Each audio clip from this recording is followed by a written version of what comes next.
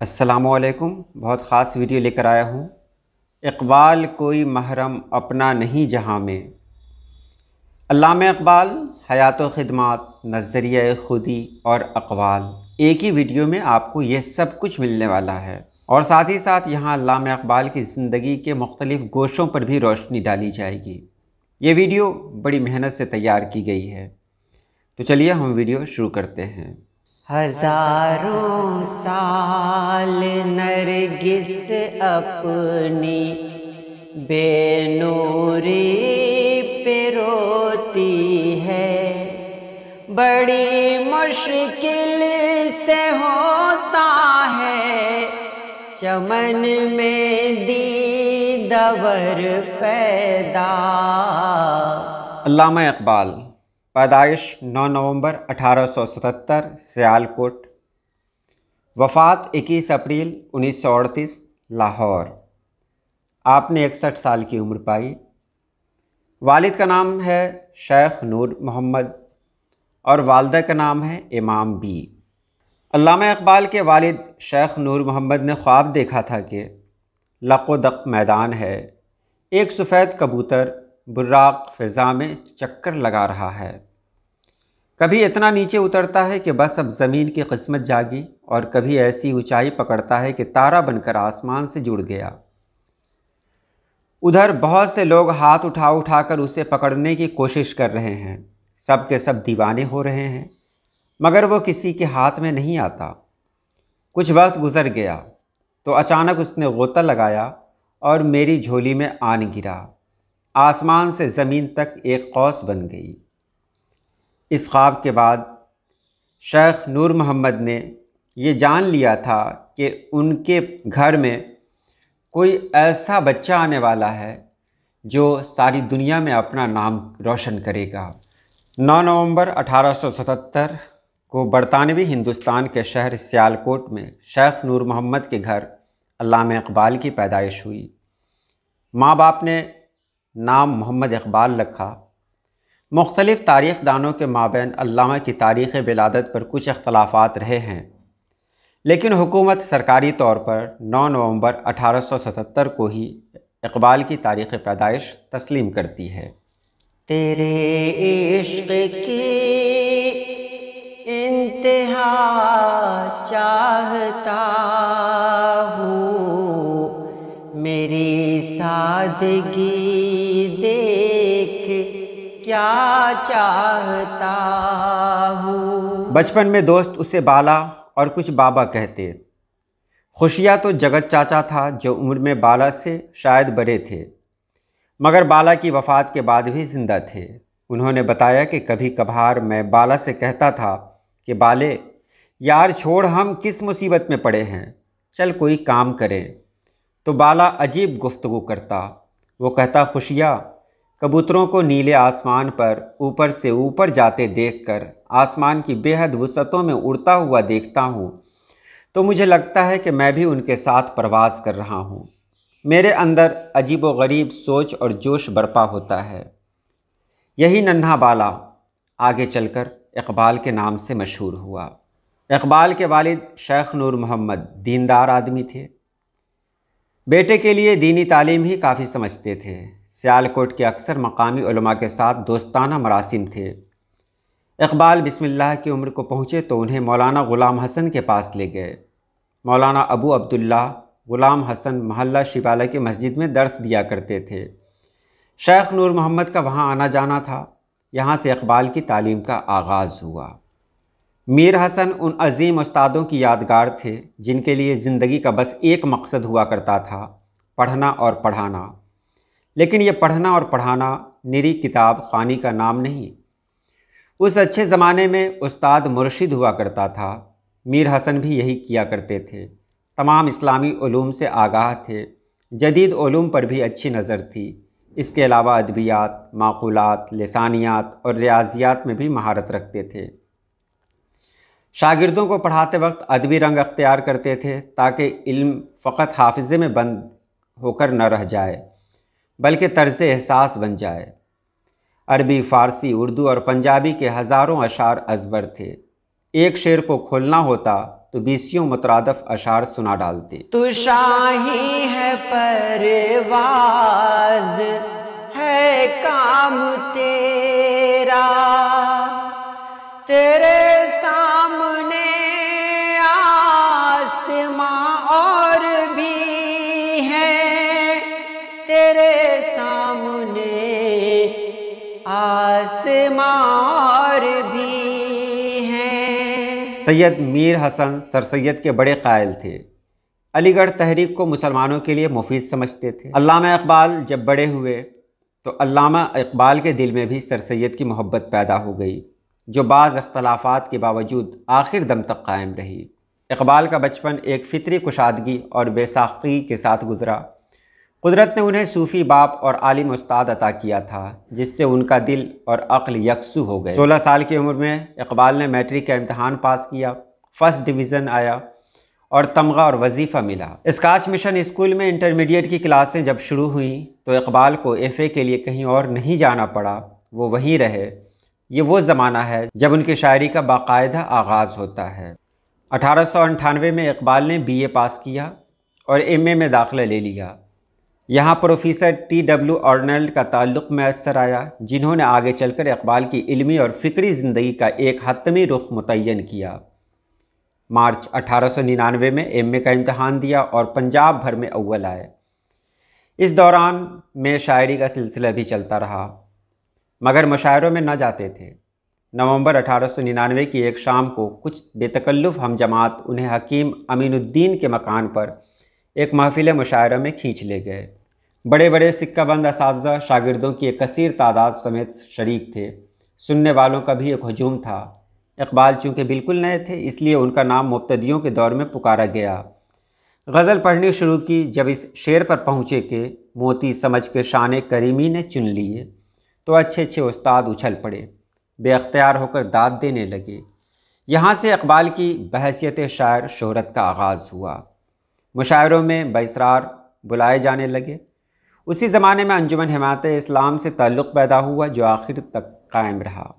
اچھا ہے دل کے ساتھ رہے پاسبان عقل، لیکن کبھی کبھی اسے تنہا بھی چھوڑ دے۔ 25 دسمبر 1905 کو علامہ اقبال اعلیٰ تعلیم کے لیے انگلستان چلے گئے اور کیمبرج یونیورسٹی سے ٹرنٹی کالج میں داخلہ لے لیا۔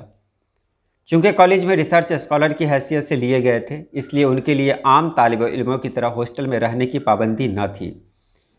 قیام کا بندوبست کالج سے باہر تھا۔ کچھ دنوں بعد آپ جرمنی چلے گئے، جہاں میونخ یونیورسٹی سے آپ نے فلسفہ میں PhD کی ڈگری حاصل کی۔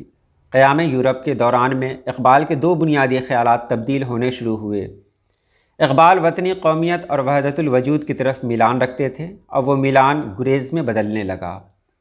خاص طور پر وطنی قومیت کے نظریے کے تو اس قدر خلاف ہو گئے جسے نفرت کہنا زیادہ صحیح ہوگا۔ مانا کہ تیری دید کے قابل نہیں ہوں میں، تو میرا شوق دیکھ، میرا انتظار دیکھ۔ جولائی 1908 میں وطن کے لیے روانہ ہوئے۔ ممبئی سے ہوتے ہوئے 25 جولائی 1908 کی رات دہلی پہنچے۔ جنوری 1923 کو اقبال کو سر کا خطاب ملا۔ ان کے پرانے دوست میر غلام بھیک نیرنگ نے اندیشہ ظاہر کیا کہ اب آپ شاید آزادی اظہار سے کام نہ لے سکیں، تو اقبال نے جواب میں تحریر کیا، میں آپ کو اس اعزاز کی اطلاع خود دیتا، مگر جس دنیا کے میں اور آپ رہنے والے ہیں، اس دنیا میں اس قسم کے واقعات احساس سے فروتر ہیں۔ سینکڑوں خطوط اور تارائے اور آ رہے ہیں، اور مجھے تعجب ہو رہا ہے کہ لوگ ان چیزوں کو کیوں گراں قدر جانتے ہیں۔ باقی رہا وہ خطرہ جس کا آپ کے قلب کو احساس ہوا ہے، سو قسم ہے خدائے ذوالجلال کی، جس کے قبضے میں میری جان ہے اور آبرو ہے، اور قسم ہے اس بزرگ و برتر وجود صلی اللہ علیہ وسلم کی، جس کی وجہ سے مجھے خدا پر ایمان نصیب ہوا اور مسلمان کہلاتا ہوں، دنیا کی کوئی قوت مجھے حق کہنے سے باز نہیں رکھ سکتی انشاءاللہ۔ ہندوؤں کی طرف شدھی اور سنگٹھن کے رسوائے زمانہ تحریکوں کا زور تھا، جس کی وجہ سے قدم قدم پر ہندو مسلم فسادات ہو رہے تھے۔ ان فتنوں کا تدارک کرنے کے لیے مسلمانوں میں بھی مختلف تبلیغی مشن بنائے جا رہے تھے۔ غلام بھیک نیرنگ نے ایسی ہی ایک جماعت کی مدد کے لیے لکھا تو علامہ نے اپنی خدمات پیش کرتے ہوئے تحریر کیا تھا، میرے نزدیک تبلیغ اسلام کا کام اس وقت تمام کاموں پر مقدم ہے۔ اگر ہندوستان میں مسلمانوں کا مقصد سیاسیات سے محض آزادی اور اقتصادی بہبودی ہے اور حفاظت اسلام اس مقصد کا عنصر نہیں ہے، جیسا کہ آج کل کے قوم پرستوں کے رویے سے معلوم ہوتا ہے، تو مسلمان اپنے مقاصد میں کبھی کامیاب نہیں ہوں گے۔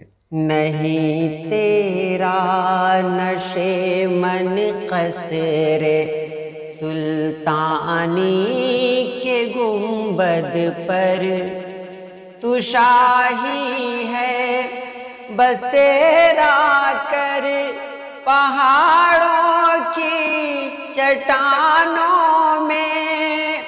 اقبال کا تصور خودی کو اقبال کے فلسفہ حیات و کائنات میں مرکزی حیثیت حاصل ہے۔ اگر خودی کے تصور کو سمجھ لیا جائے تو اقبال کی شاعری کو سمجھنا آسان ہو جاتا ہے۔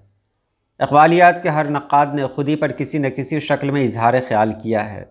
ڈاکٹر سعید عبداللہ اس سلسلے میں لکھتے ہیں، خودی خود حیات کا دوسرا نام ہے، خودی عشق کے مترادف ہے، خودی ذوق تسخیر کا نام ہے، خودی سے مراد خود آگاہی ہے، خودی ذوق طلب ہے، خودی ایمان کے مترادف ہے، خودی سرچشمہ جدت و ندرت ہے، خودی یقین کی گہرائی ہے، خودی سوز حیات کا سرچشمہ ہے اور ذوق تخلیق کا ماخذ ہے۔ ڈاکٹر افتخار صدیقی فروغ اقبال میں اقبال کے نظریہ خودی کے بارے میں رقم تراز ہیں۔ نظریہ خودی علامہ اقبال کی فکر کا موضوع بنا رہا، جس کے تمام پہلوؤں پر انہوں نے بڑی شرح و بسط کے ساتھ روشنی ڈالی ہے۔ اقبال نے ابتدا ہی میں اس بات کو واضح کر دیا کہ خودی سے ان کی مراد غرور و نخوت ہرگز نہیں، بلکہ اس سے عرفان نفس اور خود شناسی مراد ہے۔ علامہ اقبال کے اقوال، قومیں فکر سے محروم ہو کر تباہ ہو جاتی ہیں، جو مسائل انسان نہ حل کر سکے قدرت انہیں حل کرتی ہے، جد و جہد میں زندگی کا راز مضر ہے، مطالعہ انسان کے لیے اخلاق کا معیار ہے، علم کی جستجو جس رنگ میں بھی کی جائے عبادت کی ایک شکل ہے، ایک سوچنے والے زندہ انسان کے خیالات میں تبدیلی ہوتی رہتی ہے، نہیں بدلتا تو پتھر نہیں بدلتا۔ تیرے آزاد بندوں کی نہ یہ دنیا نہ وہ دنیا، یہاں مرنے کی پابندی وہاں جینے کی پابندی۔ علامہ اقبال کی وفات کے بارے میں محمد فیصل کچھ اس طرح لکھتے ہیں، رات کے کوئی 3 بجے ان کی حالت انتہائی خراب ہو گئی اور انہوں نے مجھ سے کہا کہ حکیم محمد حسین قریشی کو بلا لاؤں، جو کہ لاہور کے ایک نامی گرامی طبیب تھے۔ ان کا مکان کوئی 1.5 میل کے فاصلے پر تھا۔ میں سائیکل پر نہایت تیز رفتاری کے ساتھ ان کے مکان پر پہنچا اور اپنی پوری قوت سے انہیں آواز دی، لیکن وہ اپنے بنگلہ کی 3ری منزل پر سو رہے تھے۔ میری آواز بیکار ثابت ہوئی اور میں مایوس لوٹ پڑا۔ اس وقت صبح کے کوئی 5 بجنے والے تھے کہ اقبال کے درد میں اچانک شدت پیدا ہو گئی، لیکن انہوں نے صبر و استقلال سے اسے برداشت کیا۔ بجائے آہ و فغاں کرنے کے انہوں نے ہم سے کہا کہ ان کا بستر ان کے دارالمطالعہ میں منتقل کر دیا جائے، جہاں انہوں نے سالہ سال فلسفہ اور ادب پر غور و فکر کرتے ہوئے گزارے تھے۔ یہ ان کا پسندیدہ کمرہ تھا۔ وہ اللہ کہتے ہوئے بستر پر لیٹ گئے اور پھر شاعر مشرق موت کی آغوش میں ہمیشہ ہمیشہ کی نیند سو گیا۔ مجھے یاد پڑتا ہے کہ اپنی موت سے 1 ہفتہ قبل اقبال نے یہ تحریر اپنے بھائی کے ہاں روانہ کی تھی، جو آپ کی بیماری سے سخت پریشان تھے اور اکثر پوچھا کرتے تھے کہ سچے مسلمان کی نشانی کیا ہے۔ علامہ نے ان کو جواب میں لکھا تھا، مجھے اجازت دیجیے کہ میں ایک سچے مسلمان کی خصوصیت آپ پر ظاہر کر دوں، وہ یہ کہ جب وہ مرے تو مسکراتے ہوئے چہرے سے موت کو خوش آمدید کہے۔ اور میں نے اچھی طرح اندازہ لگایا کہ اقبال نے بستر مرگ پر اپنے اس کہے پر پوری طرح عمل کیا۔ جب ان کی آخری گھڑی آن پہنچی تو میں نے دیکھا کہ ان کے لبوں پر ایک مسکراہٹ کھیل رہی تھی۔ دنیا کی محفلوں سے اکتا گیا ہوں یا رب، کیا لطف انجمن کا جب دل ہی بجھ گیا ہو، جب دل ہی بجھ گیا ہو۔